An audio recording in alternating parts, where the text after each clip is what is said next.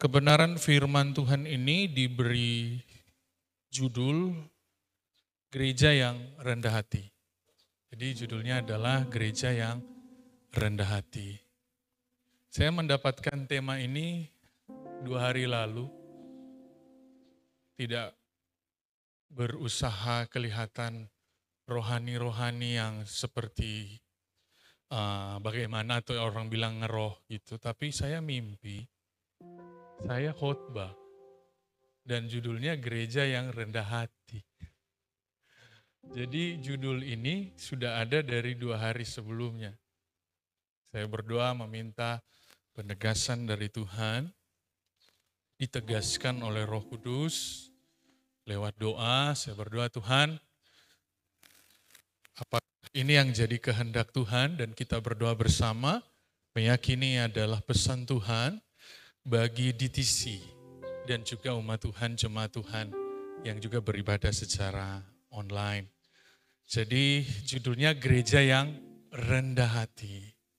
Kalau ada sempat ikut doa pagi kemarin, Bapak Gembala menyampaikan tentang bagaimana jadi umat Tuhan, jemaat Tuhan yang punya hati yang lemah lembut. Artinya hati yang tidak keras, hati yang tidak menentang Tuhan dan kemauan Tuhan. Dan saya melihat di sini kelemah lembutan itu muncul dalam Kolose 3 ayat 12. Dan juga ada di dalamnya tentang kerendahan hati. Sehingga saya merenungkan kebenaran ini bahwa tema besar kita God Strengthens, Allah yang mengokohkan itu, yang dikokohkan juga adalah hati kita.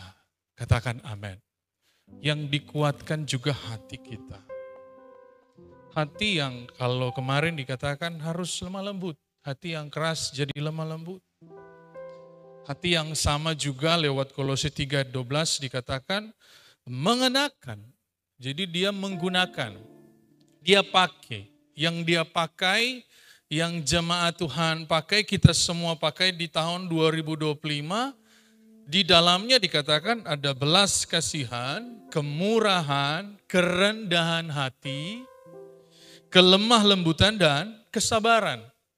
Sehingga bagi saya imani ini menjadi modal kita di tahun 2025, kita berjalan dengan hati yang terus merendah. Katakan amin. Di TC khususnya kita semua dikenal sebagai gereja umat Tuhan yang rendah hati. Haleluya. Entah kenapa saya sangat yakin ini adalah suara lembut Tuhan untuk kita semua. Bahwa DTC harus dikenal sebagai gereja yang rendah hati. Gereja ini bicara jemaat kita semua. Kita harus dikenal oleh orang lain di balik semua yang mungkin Tuhan percayakan yang sifatnya sementara ini. Ada satu hal yang lebih dikenal dari jemaat DTC, yaitu rendah hati. Haleluya. Kenapa kita harus rendah hati? Yakobus 4 ayat yang ke-6. Yakobus 4 ayat yang ke-6. Tetapi kasih karunia yang dianugerahkannya kepada kita lebih besar daripada itu. Karena itu ia katakan Allah menentang orang yang congkak, tetapi mengasihani orang yang rendah hati. Haleluya. Tuhan menentang. Di terjemahan yang lain katakan opposite, opposes. Berlawanan. Kecongkakan, kesombongan, tinggi hati itu selalu bermusuhan dengan Tuhan. Selalu ada di pihak yang berbeda dari Tuhan. Sehingga harus terus menjaga kerendahan hati. Agar kita tetap ada di pihaknya Tuhan. Sebab orang yang di pihak Tuhan, apa kata Alkitab? Lebih daripada pemenang. Tetapi tinggi hati, kecongkakan atau keangkuhan di dalamnya satu paket. Itu bisa menjadi musuhnya Tuhan. Sehingga mari kita berdoa bersama, kita menjalani tahun 2025, kita percaya ada berkat-berkat Tuhan di tahun ini. Tapi Tuhan mau kita berjalan dengan kerendahan hati. Amin. Ini bukan bicara bahwa yang bicara pun sudah dinyatakan lulus. Karena kerendahan hati itu adalah sebuah perjalanan ujian seumur hidup. Kerendahan hati adalah ujian yang bukan hanya bagi orang yang baru mengenal Tuhan. Kerendahan hati adalah sebuah ujian yang harus dilalui hari demi hari, setiap hari sebagai anak Tuhan. Entah di posisi yang bagi orang dinilai kurang mulia atau yang mulia sekalipun, tetap akan diuji kerendahan hatinya. Haleluya. Maka kita percaya Tuhan semakin memperkenalkan dirinya lewat gereja ini. Amin. Banyak Tuhan bukakan kebenaran firman Tuhan melalui, saya pakai kata para saluran. Kami hanya saluran, Tuhan yang empunya kebenaran dan hikmat itu. Tetapi di dalamnya kita menyadari bahwa makin kenal Dia, makin ada tanggung jawab. Haleluya. Haleluya. Makin mengenal Tuhan seharusnya membuat orang makin merendahkan diri. Ketika saya khotbah di satu tempat tahun baru kedua dan saya menyelidiki tentang jemaat Laodikia. Jadi Laodikia katanya jemaat yang orang Manado bilang lau-lau, suam-suam kuku. Mau bilang sungguh-sungguh nyanda, bilang nyanda dapat liar rupa. Sehingga Tuhan katakan bahwa kamu miskin padahal kamu kaya di hadapan banyak orang.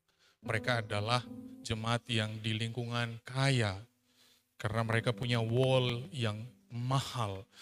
Tetapi Tuhan katakan miskin, dan miskin di sini saya cari artinya bahwa artinya adalah yang salah satunya miskin, yang lainnya dikatakan kamu telanjang padahal punya pakaian yang indah. Kamu buta padahal kamu punya obat untuk mata. Karena daerah Laodikia itu daerah yang memproduksi salep mata. Jadi lucu, punya salep mata tapi Tuhan bilang buta. Dan kata buta di sini memiliki makna seperti ini Bapak Ibu Saudara. Kebutaan karena angkuh. Jadi mereka buta karena kesombongan. Sehingga saya mau katakan bahwa kesombongan itu seringkali tidak bisa disadari, hanya bisa diingatkan, diberitahu oleh Tuhan, dan orang-orang yang Tuhan izinkan untuk memberitahu kepada kita bahwa kita sebenarnya sudah tidak lagi rendah hati. Haleluya. Saya membagi dua dalam posisinya. Yang pertama adalah ada orang yang, maaf ya pakai kata sombong. Sombong karena dia belum mengenal Tuhan. Jauh dari Tuhan. Merasa diri hebat, merasa diri kuat karena dia belum tahu yang maha kuasa itu seperti apa. Kan ada orang-orang model begitu toh. Orang Mutogor karena dia belum kenal Tuhan, dia bilang apa kok itu? Apa kok itu masuk gereja? Tapi ada di sisi lain, ada orang-orang yang setelah mengenal Tuhan, kecakapannya bertambah, intelektualnya bertambah, kepercayaan bertambah, sehingga dia ada di lingkungan anak-anak Tuhan, lingkungan yang disebut lingkungan rohani yang sebenarnya dilabeli atau memiliki label anak-anak Tuhan yang rendah hati, tetapi didapati malah sebaliknya. Ini saya menulisnya keangkuhan yang tersembunyi. Tersembunyi rapi di balik pagar rohani gitu. Bahkan misalnya saya gitu ya. Saya bisa saja mendefinisikan, mengartikan apa arti rendah hati. Tetapi untuk rendah hati hanya Tuhan yang tahu. Dan Tuhan perlu memberitahu kepada kita. Katakan amin. Sebab Alkitab katakan kehancuran dimulai dari hati yang meninggi. Startnya adalah keangkuhan. Startnya adalah kesombongan. Sehingga kita perlu mengatasi ini, kita perlu menjauhkan diri kita, menjauhkan, kalau pakai bahasa tadi, gereja dari hati yang meninggi. Katakan amin. Haleluya. Sebab semakin rendah seseorang, merendahkan diri seseorang, dia semakin ditinggikan, kata Alkitab. Orang yang semakin meninggi justru akan direndahkan. Orang yang ada di atas padahal dia di bawah, dia sulit menerima berkat karena dia tangannya tidak terbuka bagi Allah, tangannya terhalang karena dia angkuh, tinggi hati. Haleluya. Haleluya. Saya akan memaparkan menyampaikan 7 secara cepat. Jadi secara cepat tidak ada penggalian-penggalian yang terlalu dalam. Yang lebih dalam kita lihat ada 7 tanda gereja yang rendah hati. Jadi ada 7. Bapak Ibu Saudara, ini adalah modal. Ada itu ready, set, go. Tuh kalau orang mau lari, ready, dia menyiapkan diri, set, baru jalan. Jadi kalau dia tidak menyiapkan diri, dia tidak mengatur, men-set. Dia tidak bisa go. Jadi kita imani bersama bahwa ini jadi pesan Tuhan, bukan untuk menggurui Bapak Ibu Saudara, tetapi merangkul bersama-sama untuk kita tangkap hati Tuhan. Amin. Kita tangkap hati Tuhan, bahwa kita mau berjalan dengan kerendahan hati. Haleluya. 7 tanda gereja yang rendah hati. Yang pertama, gereja yang rendah hati adalah gereja yang tetap antusias dalam mengenal Tuhan. Tetap antusias. Antusias itu dari bahasa enthusiasm. And dalam theos Tuhan, ismos semangat. Yang sederhananya antusias adalah tetap bersemangat di dalam Tuhan. Haleluya. Tetap semangat, tetap antusias dalam hal apa? Kalau gereja kehilangan kerendahan hati, maka gereja kehilangan antusias mendengar firman. Sebab mungkin dia merasa sudah tahu banyak tentang firman. Jadi dia kehilangan antusias akan firman Tuhan itu.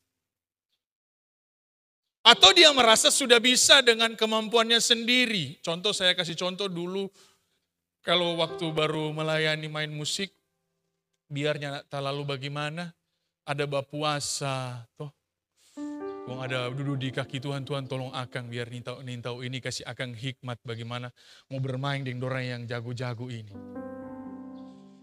Oh, tapi lama kelamaan semakin bisa, semakin bisa. Saya ingat adik saya pernah mengikuti sebuah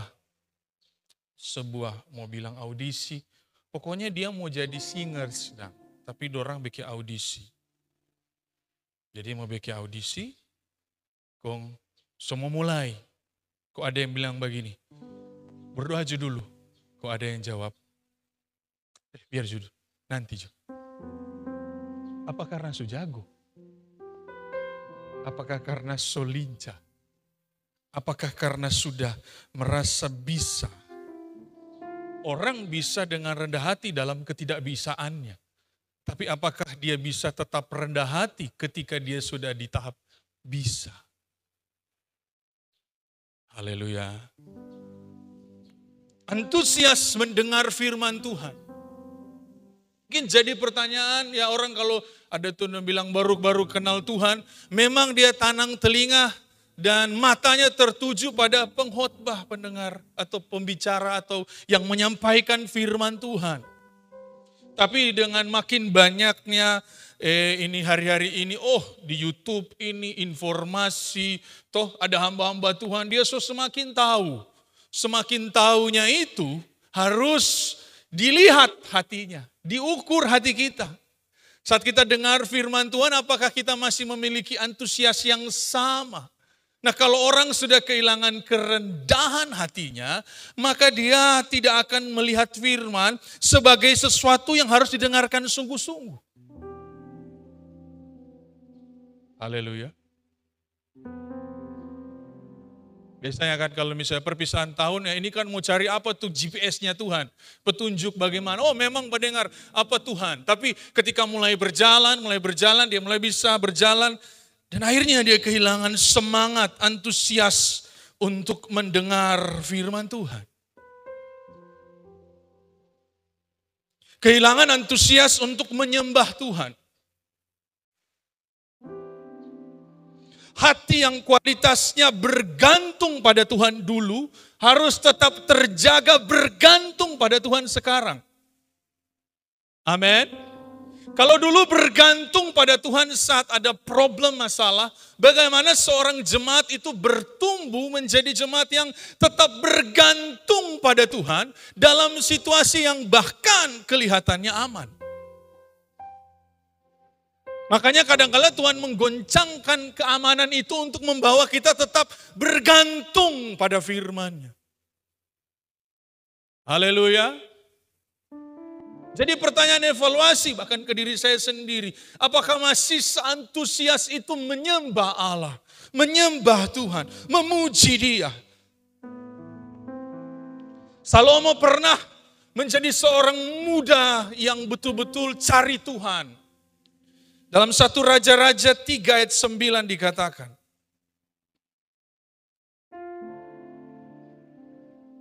1 Raja-Raja 3 ayat 9. Maka berikanlah kepada hamba-Mu ini hati yang faham, menimbang perkara untuk menghakimi umat-Mu, dengan dapat membedakan antara yang baik dan yang jahat. Sebab siapakah yang sanggup menghakimi umat-Mu yang sangat besar ini? Di awal-awal karir seorang Salomo, dia betul cari Tuhan. Dia cari Tuhan. Tuhan tolong, Tuhan tolong. Dan saya berdoa ada bagi kita semua. Sikap yang sama tetap ada bagi kita. Tuhan tolong. Apa firman-Mu? Ketika kita duduk beribadah, Tuhan mau bilang apa? Tuhan mau bicara apa? Mungkin ada WA boleh masuk. Tunggu dulu. Di luar firman mati aku. Tanpa firman habis aku. Ya Roh Kudus ingatkan masa-masa di mana kita seperti gelap dan tidak ada yang bisa kita pegang selain firman itu. Sehingga masa-masa di mana keleluasaan Tuhan mulai bukakan, kita tetap sama hati kita. Bergantung, tetap antusias dalam mengenal Tuhan, dalam mencari Tuhan. Katakan amin. Hati kita, sikap kita akan diuji. Bukan cuma di saat sukar, tapi di saat-saat di mana segala sesuatu kelihatannya baik. Apakah kita masih baca Alkitab dengan sungguh-sungguh, dengan hormat, dengan rindu? Apakah kita masih duduk di kaki Tuhan dan mau dengar suaranya? Atau terus memperdengarkan suara kita, Tuhan dengar saya, tapi tidak memberi lagi ruang Tuhan untuk didengarkan. Antusias kita sangat bergantung pada kerendahan hati kita semua. Haleluya. Haleluya. Yang kedua, apa tanda gereja yang rendah hati? Yang dari rendah hati tetap ditemukan rendah hati. Lukas 5 ayat 5 dan ayat yang ke-8. Lukas 5 ayat 5 dan ayat yang ke-8. Simon menjawab, Guru, telah sepanjang malam kami bekerja keras dan kami tidak menangkap apa-apa, tetapi karena Engkau menyuruhnya, aku akan menebarkan jala juga. Ceritanya akhirnya mereka dapat ikan yang luar biasa banyak di luar dugaan seorang Simon, seorang ahli pengalaman di bidang sebagai seorang nelayan. Ayat yang ke-8. Ketika Simon Petrus melihat hal itu, ia pun tersungkur di depan Yesus dan berkata, Tuhan, pergilah daripadaku karena aku ini seorang berdosa. Dia sudah taat. Dia tebarkan jala. Ini Simon, kong dapat ikang. Simon Rikiso bilang, Petrus bilang, karena engkau yang suruh kami buat. Tapi ayat ke-8 dikatakan, Tuhan pergi. Karena aku ini seorang berdosa. Artinya dia sebenarnya ada rasa, akhirnya malu hati ke Tuhan. Maafkan saya Tuhan. Saya memang taat di luar, tapi tidak di dalam hati. Jadi Simon ini, karena engkau suruh. Ya karena Tuhan udah suruh. Jadi bekeng jo. Akhirnya dia bilang Tuhan ampun. Karena kita berdosa. Sebab Tuhan pasti dapat baca tapi hati. Soalnya tidak terlalu betul. Sehingga saya mau katakan gereja yang rendah hati adalah gereja yang ketaatannya kelihatan di luar, tapi juga ada di dalam hatinya. Katakan amin. Ada keselarasan antara tubuhnya, jiwanya, rohnya. Dia tunduk pada perintah arahan, baik dari bahasa tubuhnya menunjukkan dia taat. Bahasa mulutnya menunjukkan ketaatan. Karena ada bahasa tubuh taat, tidak diikuti bahasa mulut yang taat. Perkataannya komplain. Dia bekeng, dia komplain. Lantaran kok ada dapat suruh bekeng jo. Bahkan lebih lagi, tidak selaras bahasa mulutnya bisa dia kemas dengan kata ketaatan. Tetapi bahasa pikiran dan hatinya tidak sama dengan apa yang kelihatan. Haleluya. Haleluya. Bagaimana kita berdoa, Roh Kudus terus remukan, terus rendahkan hati kita. Untuk kita menjadi anak-anak Tuhan yang taat di luar dan di dalam. Di luar untuk dilihat orang mungkin. Bukan dilihat, akhirnya dilihat orang. Tapi di dalam Tuhan melihat hati kita. Bagaimana mulut kita selaras dengan pikiran kita. Ketika kita berkata iya, hati kita pun setuju. Karena ketika keangkuhan menguasai, tidak akan ada kesepakatan antara pikiran dan perbuatan. Antara hati dan perbuatan. Sepanjang tahun akan ada banyak arahan Tuhan bagi kita. Tapi bagaimana kita melakukan bukan hanya karena dia menyuruhnya, tetapi karena hati kita mau taat. Amin. Karena orang kalau ini udah ganggu, dia bisa setuju, tapi hatinya tidak. Dia bisa iya, tapi di belakang tidak.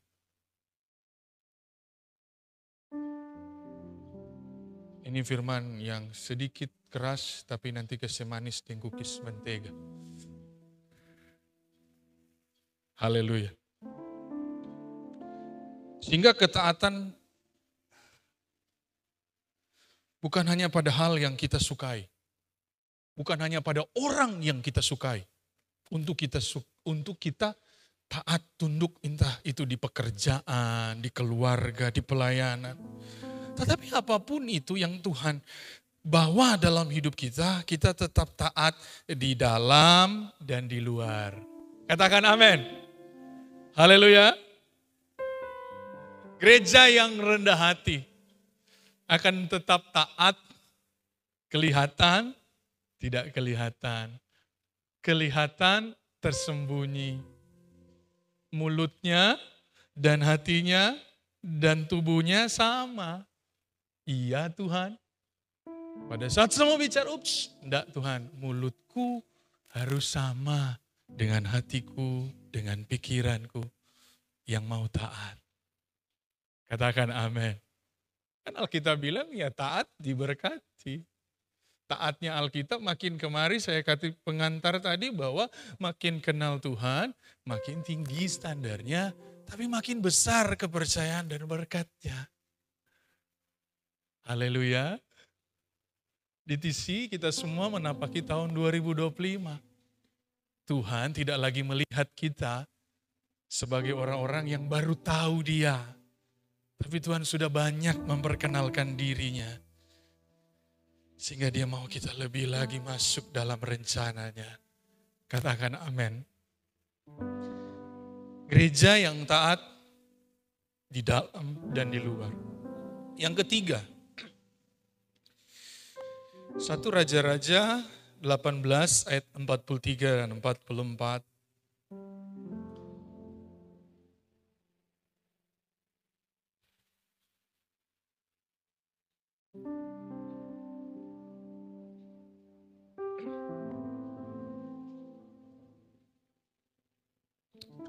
Setelah itu ia berkata kepada bujangnya, ini Elia, naiklah ke atas, lihatlah ke arah laut. Bujang itu naik ke atas, ia melihat dan berkata, tidak ada apa-apa. Kata Elia, pergilah sekali lagi, demikianlah sampai 7 kali. Pada ke-7 kalinya berkatalah bujang itu, wah, awan kecil sebesar telapak tangan timbul dari laut. Lalu kata Elia, pergilah, katakanlah kepada Ahab, pasang keretamu dan turunlah, jangan sampai engkau terhalang oleh hujan. Jadi Elia punya seorang bujang. Raja Ahab ingin Elia agar berdoa supaya turun hujan. Sehingga Elia berdoa dan dia suruh bujangnya naik ke atas gunung, lihat, cek. 1 kali, 2 kali, 3 kali, 4 kali, 5 kali, 6 kali, 7 kali. Nah kalau cuma 1-2 kali surus toh, masih dia bilang, enak ada guru atau tuan. 2 kali, enak ada tuan. Masih suka-suka cita. Tapi kalau 3 kali, 4 kali, 5 kali, 6 kali, perkara yang sama. Mungkin dia mulai, mau bakingnya anda tapi dia buat 7 kali. Sehingga saya mau katakan gereja yang rendah hati lewat peristiwa ini kita belajar bahwa gereja yang rendah hati adalah gereja yang tetap setia di semua perkara yang dipercayakan. Haleluya. Setia. Perkara yang dipercayakan yang dimaksud adalah melakukan perkara-perkara yang sederhana, seringkali biasa, tapi hati dan usahanya sama seperti hal yang dipercayakan yang luar biasa. Sungguh-sungguhnya sama. Kasih contoh lah, sederhana ya. Kalau misalnya saya worship leader ya, saya aja gitu. Mau bawa WL, sama enggak yang dapat tugas yang nyandak dapat lia? DP sungguh-sungguh. Itu mesti mau diukur terus di hati. Karena mungkin saja, karena waktu saya lagi worship leader, memimpin, dilihat orang, maka saya sungguh-sungguh karena reputasi. Oh, reputasi saya gimana? Sebagai WL, mesti sungguh-sungguh siapkan lagu DP aturan mesti gagah. Sebab orang-orang lihat. Tapi kalau perkara-perkara yang kelihatan biasa, biasa-biasa. Dalam hal inilah yang kita harus jaga. Bahwa rendah hatinya sebuah gereja dilihat dari mana dia sungguh-sungguh di perkara yang terlihat tak kelihatan, dipuji tak dipuji, mulia dan kurang mulia. Katakan amin. Atau bahkan perkara yang diulang. Mungkin tahun 2025 ada jenis kehendak Tuhan dalam hidup kita yang Tuhan mau ulang. Dari situ akan kelihatan sikap kita waktu Tuhan meluaskan itu dalam keluarga atau pekerjaan kita. Hal yang pernah terjadi 2024, orang hati tetap sama enggak mau baking tahun 2025. Haleluya. Atau DP kalau misalnya ada tuh anak-anak dah, mama so baking dang tuh minggu lalu, kapal yang baking ulang. Tapi kalau ada kerendahan hati, Sekalipun mungkin akan terulang satu dan dua hal dalam hidup kita. Kita tetap setia melakukannya. Katakan amin. Tahun lalu orang yang sibuk, pastor. Kalau boleh dorang jo yang sibuk. Kalau Tuhan mau sibuk ulang, berarti beke ulang. Dengan setia. Haleluya. Haleluya. Kalau Tuhan ada percayakan berbagai hal di tahun lalu, tahun ini no. Memang kenapa? Sebab disitulah kerendahan hati terlihat. Tanpa kerendahan hati sukar orang melakukan hal yang sama berulang kali. Atau melakukan kembali perkara lama yang biasa. Di kehidupan yang sudah lebih dari biasanya. Saya baca ya. Tanpa kerendahan hati sukar orang melakukan hal yang sama berulang kali. Atau melakukan kembali perkara lama yang biasa di kehidupan yang sudah lebih dari biasanya. Jadi dulu dia gampang karena belum ada pengetahuan, belum ada gelar, belum ada pengalaman, mudah baginya untuk melakukannya. Tapi ketika sudah ada pengalaman, sudah ada posisi, sudah ada jabatan, lebih susah, susah mau buat. Dia sudah terhalang dengan paradigma itu. Oh dulu tak so baking, boleh kita bikin ulang. Ini sudah cocok kepada kita. Kalau Tuhan percayakan, maka kita harus tetap setia melakukan. Amin. Haleluya.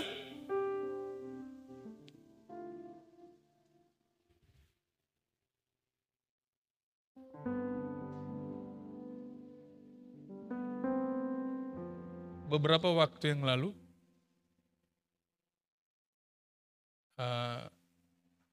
nanti Bapak Gembala kasih DP meluruskan DP kalimat ini bagaimana kalau tak salah. Tapi waktu itu mau bawa bawa roti ke jemaat yang belum dapat. Jadi kita bawa, di atas, kok ada yang terhalang datang tepat waktu, data lewat, akhirnya kita turun ulang. Kok kalau salah ketiga kali turun lagi, bawa lagi, di atas balik lagi. Pas di jalan, oh Tuhan, bola balik. Ada kalimat ini, kiapa so? Kongdak. Bukankah kau hambaku? Amin. Jasmu hanya pakaian hatimu. Tuhan jaga izinkan itu situasi yang menjaga ini hatinya tak tinggi. Lewat keadaan-keadaan yang Tuhan izinkan. Karena lebih baik anaknya mungkin sedikit banyak didisiplinkan daripada dia kehilangan hati anaknya. Sebab kepercayaan hanya sementara. Jangan sampai yang sementara menghilangkan yang kekal. Haleluya. Haleluya. Kadang-kadang Tuhan izinkan situasi seperti itu. Untuk menjaga hati kita tetap setia. Melakukan tugas kita. Katakan amin. Gereja yang tetap setia di apapun perkara yang dipercayakan Tuhan. Mungkin bahasa agak provokasi, apalah istilahnya ya. Ditisi kong mau nyanda. Ditisi akan melakukannya. Haleluya. Saya tidak tahu apa yang Tuhan sedang mau percayakan di tahun berjalan ini lewat keluarga kita, lewat pekerjaan. Tapi Tuhan mau memastikan kerendahan hati tetap menjadi pakaian kita. Amin. Kerendahan hati. Sekalipun harus sekali lagi. Pergi sekali lagi. Lakukan lagi. Lakukan lagi.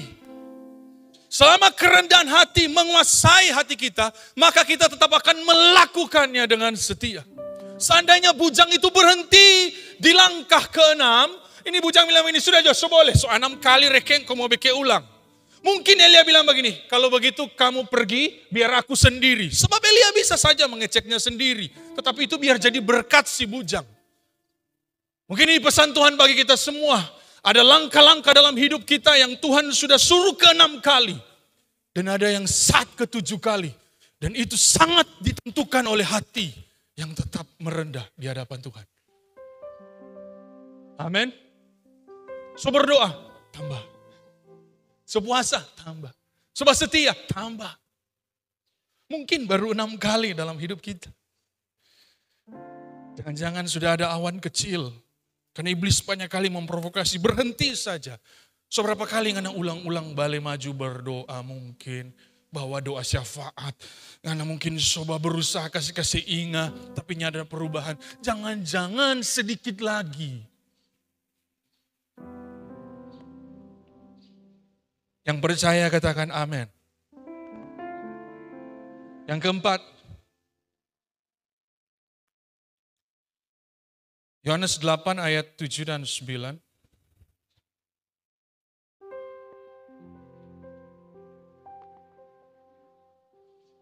Mungkin 5 saja. Dan ketika mereka terus-menerus bertanya kepadanya, ia pun bangkit berdiri lalu berkata kepada mereka, barang siapa di antara kamu tidak berdosa, hendaklah ia yang pertama melemparkan batu kepada perempuan itu. Lalu ia membungkuk pula dan menulis di tanah. Tetapi setelah mereka mendengar perkataan itu, pergilah mereka seorang demi seorang mulai dari yang tertua. Akhirnya tinggallah Yesus seorang diri dengan perempuan itu yang tetap di tempatnya. Jadi ada perempuan yang kedapatan berzina, melakukan dosa. Dosa ya dosa, cuma jenis dosanya punya tingkat pelanggaran moral yang banyak hukuman sosial di jenis pelanggaran dosa ini. Tapi entah tersembunyi atau kelihatan, dosa tetaplah dosa, harus ada pertobatan, katakan amin. Tapi dalam kisah ini dia dibawa di tengah mungkin seperti ini, dibilang ke Yesus mau bikin apa? Kasih biar, kasih lepas sesuai hukum kasih-Mu, atau melempari batu seperti hukum Taurat. Jawaban apapun Tuhan pasti akan menjebak Tuhan menurut pemikiran mereka. Tetapi apa yang dikatakan oleh Tuhan Yesus, kalau ada yang merasa diri layak, lempari dia dengan batu. Lalu mulai mundur dari yang tertua sampai yang paling muda. Karena mereka mulai mengingat bahwa mereka pun punya pelanggaran dan dosa. Di sisi lain, di dalam 1 Samuel 18 tidak perlu dibaca, Daud lagi dipromosi, Saul mengalahkan beribu-ribu, Daud mengalahkan berlaksa-laksa, lalu bangkitlah amarah Saul. Saul marah karena Daud yang mulai mengalami kesuksesan. Yang tadi kisah tentang orang yang ada kekurangannya, dan Yesus katakan, kalau kamu merasa benar, lempar pada dia, pakai batu. Tidak ada yang lempar, lepas, mundur. Kenapa? Saya katakan tadi, karena tidak ada yang merasa pantas ketika mengevaluasi diri. Yang saya mau katakan, tanda kerendahan hati gereja adalah gereja yang menerima kekurangan orang lain dan menerima kelebihan orang lain. Saat kerendahan hati ada di hati kita bukan setuju dengan dosa, tetapi kita punya kesadaran bahwa kita pun punya kekurangan. Katakan kanan kiri, kita semua punya kekurangan. Kita semua juga punya kelebihan. Jadi maksudnya umat Tuhan, gereja DTC 2025 akan punya sikap yang menerima kekurangan dengan sadar bahwa kita punya kekurangan. Sehingga kalau ketemu kekurangan orang, bahasa sekarang tuh lempar batu kok komentar. Dia lempar dengan batu komentar. Oh ada kurang, oh dia kuat. Enggak. Orang punya sikap yang berbeda. Saya pun ada kekurangan. Lalu apa tugas kita? Dengan rendah hati mendoakan. Di sisi lain, saat lihat ada yang sukses, dia bukan seperti Saul yang merasa tersaingi. Waktu lihat orang lain diberkati, dia mensyukuri. Dia turut menikmati. Dan biarlah itu menjadi bagian kita semua. Karena Saul ini telah dikuasai tinggi hati. Sehingga dia tidak mau tersaingi. Sehingga kesuksesan orang lain menjadi sesuatu yang menjadi persaingan bagi dia. Ada tuh misalnya begitu tuh. Orang jaga dapat lihat ada orang dia sukses. Kok akhirnya ada orang lain yang tidak dewasa imannya. Dia marah dengan kesuksesan orang. Dia merasa tersaingi.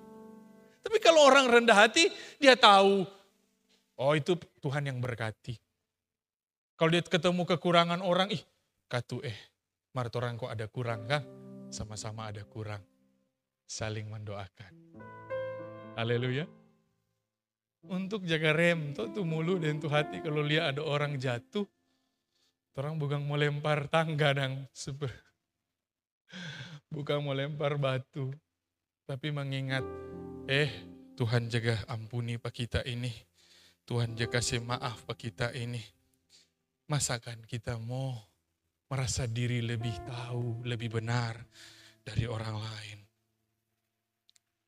Biarlah ini menjadi nilai yang ada di dalam gereja di mana Tuhan percayakan. Katakan amin.